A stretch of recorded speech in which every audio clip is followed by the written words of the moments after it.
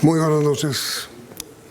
Hay una tendencia a la estabilidad del precio de las acciones en la bolsa de valores, y en cuanto al dólar, continúa la devaluación, creciendo el precio de la divisa. Hoy se cotizó a 4.205 pesos, a punto de romper el récord histórico que se alcanzó en marzo del año 20 en 4.217, como consecuencia del efecto del pico de la pandemia.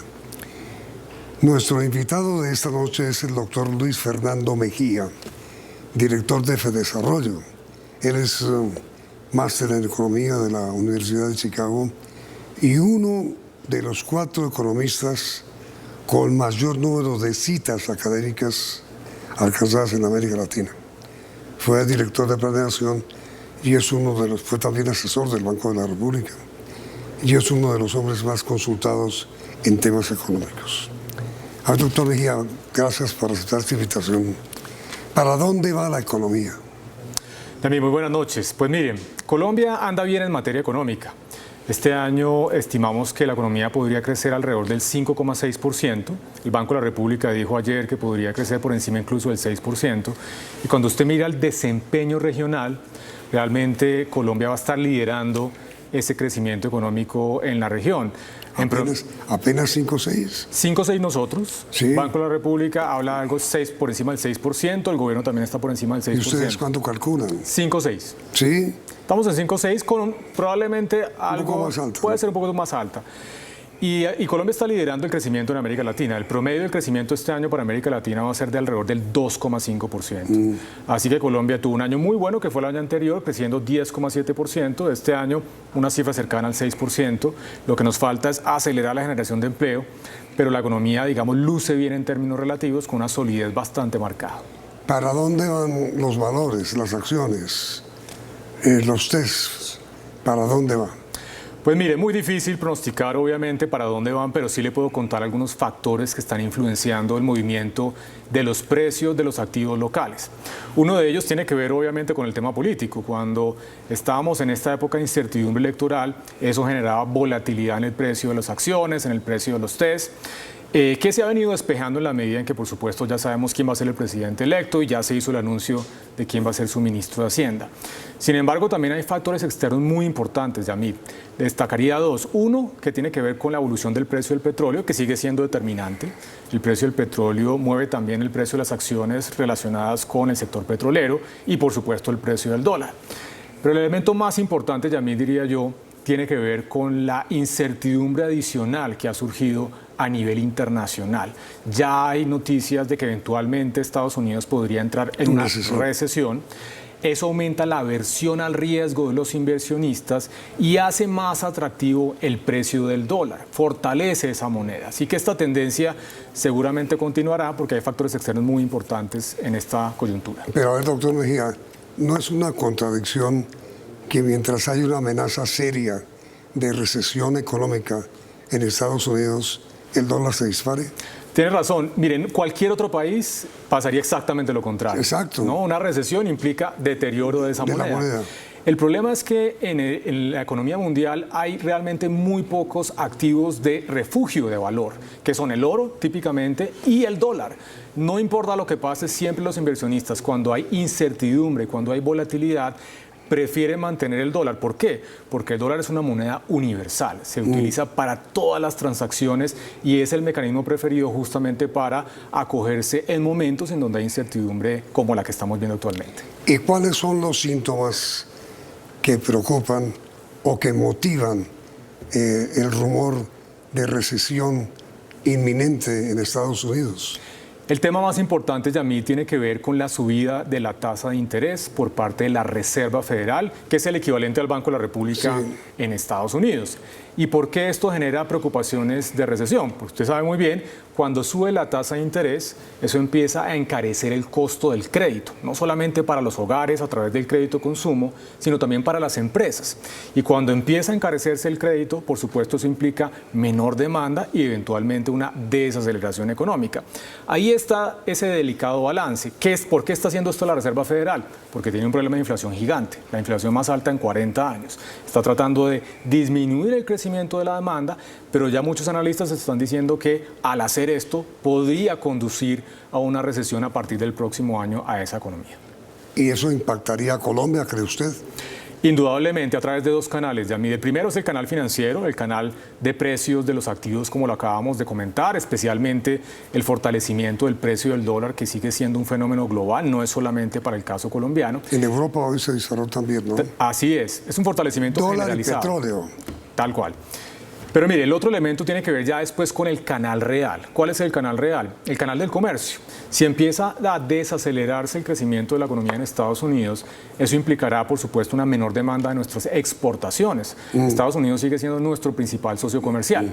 Y ahí empezaría entonces a afectar eventualmente el comportamiento de nuestro crecimiento económico. Gravísimo. Así es. Hoy nuestra balanza comercial es deficitaria. Totalmente, es otra gran preocupación, no solamente la comercial, sino el déficit en cuenta corriente, Yamid, sigue siendo muy alto, por encima del 5% del Producto Interno Bruto. Colombia logró recuperar sus exportaciones, pero aún más el crecimiento de las importaciones que superan los 60.000 millones de dólares anuales.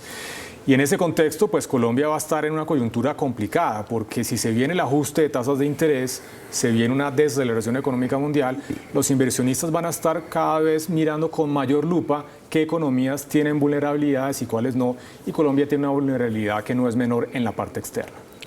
Ahora mire, doctor Mejía, todo el mundo sabe que Colombia tiene desde hace muchos años una economía subterránea, que es la economía del narcotráfico, la economía de los ingresos por droga.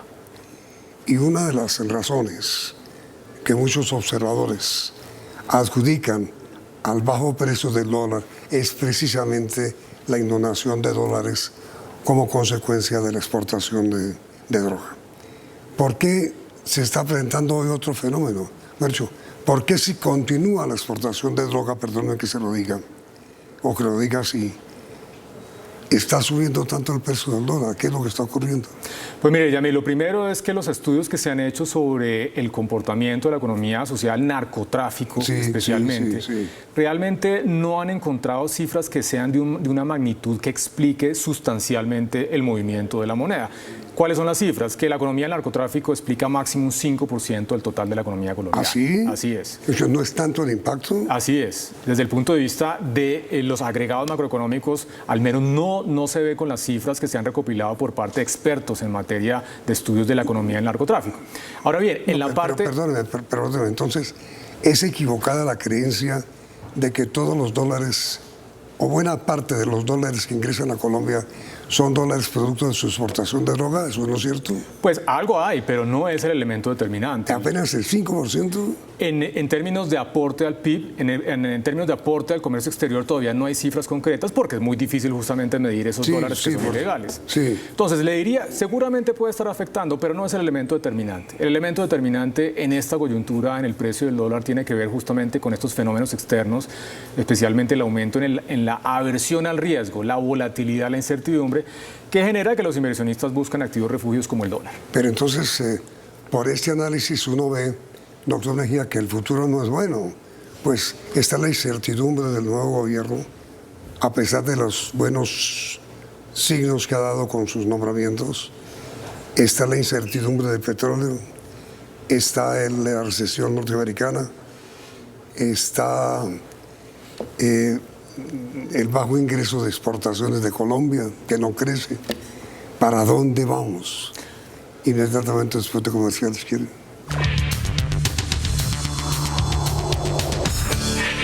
¿Para dónde va nuestra economía, doctor Mejía? Pues mire, usted tiene razón, Yamil, que hay grandes retos en materia económica, la incertidumbre global, el tema fiscal, que sigue siendo una preocupación bastante grande, la tasa de desempleo que se ha recuperado pero sigue siendo alta frente a estándares de la región, el tema de la inflación que está afectando el bolsillo de los hogares más pobres, así que hay una gran cantidad de retos. Ahora bien, en el contexto de esas dificultades y esos nubarrones en el horizonte, siempre hay que destacar que Colombia viene liderando el crecimiento económico en América Latina. De hecho, si usted mira, entre las economías medianas y grandes, Colombia será la economía con mayor crecimiento frente al choque prepandémico. Así que realmente es una buena noticia porque muestra que la economía se viene recuperando, pero con algunas luces negras hacia adelante que requerirán, por supuesto, de mucho manejo por parte del gobierno entrante, de su equipo económico, para evitar que la economía colombiana sufra una fuerte desaceleración de su actividad productiva. ¿Y qué tan negativo será el efecto del crecimiento de las tasas en el crecimiento del país? Pues mire, Yamil, ese es otro balance importante que trata de hacer el Banco de la República. ¿Por qué está subiendo las tasas de interés? Es un mal necesario. ¿Para qué lo está haciendo? Para atajar la inflación, que está por encima del 9%, y especialmente las expectativas. Si usted mira lo que está esperando el mercado en materia de inflación para diciembre de este año, ya está incluso superando el 9%. Entonces, lo que hace el Banco de la República, igual que la Reserva Federal, es subir su tasa de interés para encarecer el costo del crédito, reducir el crecimiento de la demanda y eventualmente atajar ese proceso inflacionario. Ahí está el balance. Si se pasa en ese elemento de subir las tasas de interés, podría, al igual que en Estados Unidos, eventualmente llevar a Colombia a una recesión. No lo estamos viendo en este momento, Yamil. La economía colombiana muestra signos de crecimiento, la demanda de energía, la movilidad, las cifras mensuales que publica el DANE son muy positivas, pero pues si se asuma a esto un fenómeno global complicado, podríamos tener líos para el 2023. Pues es que con todo respeto, doctor Mejía, eso es lo que está pasando en Estados Unidos. Crecimiento de tasas de interés, con el último importantísimo, y como consecuencia inminencia de recesión, de no crecimiento, por el crecimiento del costo del crédito. No puede eso ocurrir aquí. Pero fíjese que las condiciones en materia de crecimiento son distintas. Estados Unidos en el primer trimestre tuvo una contracción de su actividad económica del 1,5%. En Colombia el crecimiento en el primer trimestre fue del 8,7%. Entonces, la economía colombiana sigue dando señas de un gran crecimiento de la demanda. En la medida en que, por supuesto, empiece rápidamente a caer ese crecimiento, el banco tendrá que parar su subida de tasas. Pero por ahora creo que está haciendo un trabajo importante mantener una gradualidad, ajustar su política monetaria sin generar un riesgo importante de recesión, al menos en este año. Pues es que los más importantes dirigentes gremiales del país le pidieron anoche al Banco de la República que está bien ya, pero que suspenda, que pare, que congele el crecimiento, digo, de tasas de interés. Digamos, es razonable la petición desde el punto de vista de los productores, pero mire, el fenómeno de la inflación no es solamente un problema de oferta. Una parte importante tiene que ver con el crecimiento de la demanda de los hogares. El año pasado, le doy este dato, Yamil, el año pasado el consumo de los hogares creció en términos nominales casi un 20%. Cuando usted tiene un problema por el lado de la oferta a raíz de todo lo que pasó en la pandemia, la recuperación, los problemas del conflicto de Ucrania y Rusia, y al mismo tiempo tiene la demanda de los hogares creciendo al 20%, esa es una receta esencial para el aumento de los precios, es decir, la inflación. Así que el banco tiene razón, los industriales tienen que tener cuidado para no generar un problema de recesión. No lo estamos viendo en este momento, los indicadores líderes son bastante positivos y por otro lado hay que controlar la inflación. La inflación es el impuesto más regresivo que existe. Los hogares pobres no se pueden proteger contra la inflación, es una pérdida del poder adquisitivo de su dinero, así que es muy importante mantener esos dos elementos en la discusión. ¿Y usted ve que el precio del dólar va a continuar inclusive hasta romper la marca histórica de 4.217? Pues mire, si las condiciones actuales continúan en términos de los factores externos, no cabría duda que para allá vamos. Ahora bien, eso no necesariamente es permanente. Por ejemplo, si estamos estimando que, por ejemplo, lo de Estados Unidos al final no se materializa y que empieza a reactivarse un poco la actividad económica, bueno, eso es un elemento que podría ayudar. El tema doméstico no hay que echarlo de menos también. Es muy importante las señales que va a dar el presidente electo, su equipo económico, sobre las reformas que se van a implementar y eso también podría ayudar también a fortalecer el precio de nuestra moneda. Ahora mire, doctor Mejía, al margen de eso, otro de los temas que tiene que ver con el futuro económico de nuestra nación es la reforma tributaria que se acerca. El pacto histórico ha dicho que con la reforma va a poner a contribuir más a quienes tienen más. Y el expresidente Uribe dijo, luego de su reunión con el doctor Petro, que hay que tener cuidado en no recargar el peso tributario sobre las empresas, que parecería que es para donde va la reforma. ¿Qué hacer con esos dos criterios? Pues mire, Yamil, lo primero es que ojalá justamente el ministro de Hacienda designado pueda esbozar los elementos de lo que será esa reforma tributaria. ¿Qué se puede hacer en esa dirección? Un tema importante, Yamil, es la eliminación de las exenciones que existen para las empresas. Yo creo que todos consideramos, o deberíamos considerar, que el tratamiento tributario debe ser equitativo para todos los sectores económicos. No tiene sentido que la tarifa efectiva que paga una empresa depende del sector económico en el cual está operando. Eso es inequitativo y hacia allá tiene que dirigirse el estatuto tributario, más simple pero más equitativo, que la gente pague, digamos, las mismas tarifas y tiene los mismos ingresos o las mismas utilidades. Ahí hay un elemento importante. El elemento de progresividad también es clave hacerlo. La Comisión de Beneficios Tributarios encontró, por ejemplo, que el 5% de más altos ingresos en las personas paga tarifas efectivas que pueden ser más bajas que personas que son menos ricas que ellos. Eso hay que corregirlo, garantizar que quienes tienen más paguen un poco más. Pero hay que hacerlo todo gradual, porque otro elemento muy importante del Estatuto Tributario, Yamil, es la competitividad. Al final de cuentas, la política tributaria determina también las oportunidades de crecimiento económico, las oportunidades de inversión y las oportunidades de generación de empleo. Así que esos tres elementos, simplicidad, equidad y también eficiencia en el estatuto tributario, ojalá hagan parte de esta discusión que se dará en este semestre del año. Usted acaba de hablar, doctor Mejía, sobre exenciones. ¿A cuánto ascienden, si tiene usted la cifra, las exenciones en Colombia? Mire, la última cifra que tenemos disponible es de cerca de 60 billones de pesos anuales. 60 billones, pero de alrededor de... ¿En exenciones, de las cuales más o menos entre 20 y 25 billones son exenciones a las empresas. Pero 70 billones. Así es. ¿Valen las exenciones? Así es. La gran mayoría no provienen de exenciones a las empresas, sino de exenciones al IVA, que es la gran discusión que es muy difícil políticamente darle. Así que ese es otro tema que también seguramente ojalá se pueda discutir.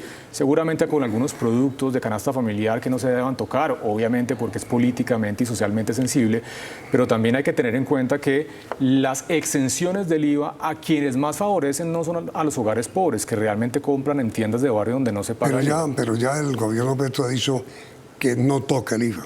Es decir, habrá que descartar que eliminen las exenciones que tiene el IVA de hoy. Pues vamos a ver, yo creo que es una discusión interesante, Yamil, que hay que dar, porque usted puede hacer cosas sin tocar la canasta familiar, con algunos productos esenciales, ampliando la base y además garantizando que los hogares más pobres no paguen IVA a través de mecanismos de no pago. Pero ustedes desde Fedesarrollo ven que es indispensable crecer el IVA. Pues mire, es un tema que se debe discutir, porque los recursos fiscales disponibles van a tener que acogerse a diferentes fuentes. La presión tributaria de las empresas no da más. La tarifa de renta está en 35%. ¿Qué se puede hacer? 35%. ¿Qué se puede hacer?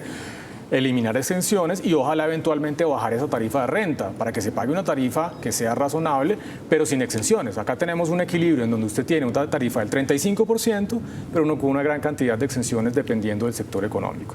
También se tiene que hacer... Perdón, entonces usted dice, mire, no nos digamos mentiras. El doctor Ocampo, futuro ministro de Hacienda, que es serio, como lo es el presidente de la República, que también es economista, van a tener que mover el IVA, alzarlo, extender, por lo menos eliminar exenciones. Algo tendrán que hacer, seguramente no algo tan agresivo como se ha planteado en otras reformas de subir todo al 19, eso es inviable, además porque tenemos un problema de inflación que podría empeorar con eso, pero algo se tendrá que hacer así sea gradual. Ampliar las bases algo sobre exenciones, eliminación de exenciones. Tal cual. Algo seguramente se podrá discutir, pero eso no es el único elemento. No, pero perdón, ¿pero usted cree que eso es inevitable? Pues políticamente ojalá que sea lograble. Ojalá que no, pero va a tener que sí. Tendrá que discutirse y ojalá se llegue a un acuerdo político en este contexto del gran acuerdo nacional, con las consideraciones sociales, políticas que eviten justamente que haya, por supuesto, preocupaciones. ¿Y qué iba a decir usted? Que no es el único elemento. Como le mencionaba Yamil, la progresividad de las personas, la tributación de las personas es fundamental. Pero mire, hay dos elementos adicionales que se deben discutir. No todo tiene que ser con tarifas de tributación y ampliación de bases gravables. Hay un elemento muy importante que es la eficiencia del gasto público. Nosotros hicimos un estudio hace algunos meses que encuentra que el total del gasto social que hace el gobierno, el 60% le está llegando a hogares que no son pobres. Luego hay que focalizar mejor ese gasto social, garantizando que les llegue a las personas pobres y vulnerables. Ese es un segundo punto. Y el tercero tiene que ver contra la lucha de la evasión, que le sigue costando más de 50 billones de pesos anuales. 50 billones de pesos anuales al país. En evasión. Así es. Y en elusión. No, es la suma de todo, evasión y elusión. Elusión. Exacto. Entonces, si usted quiere construir... Perdón que me interrumpa. ¿Qué es más grave en Colombia? ¿La evasión o la elusión? No, lo más grande es la evasión, por la enorme informalidad y también, por supuesto, por la ilegalidad. Y también la manera de esconder ingresos. Totalmente. Entonces, mire, ahí hay que generar unos planes muy concretos para garantizar que las empresas y personas que están acudiendo a mecanismos de evasión o elusión tributaria paguen lo que le corresponde, porque eso es lo que permite construir confianza entre el ciudadano, los que pagamos impuestos y, por supuesto, esa provisión de servicios públicos que hace el Estado. Doctor Mejía, ¿qué porcentaje de la población en Colombia tributa? Bueno, mire, hoy en Colombia tenemos de 22 millones de ocupados que tiene el país, apenas a cerca de 3 millones de personas declarando y pagando renta.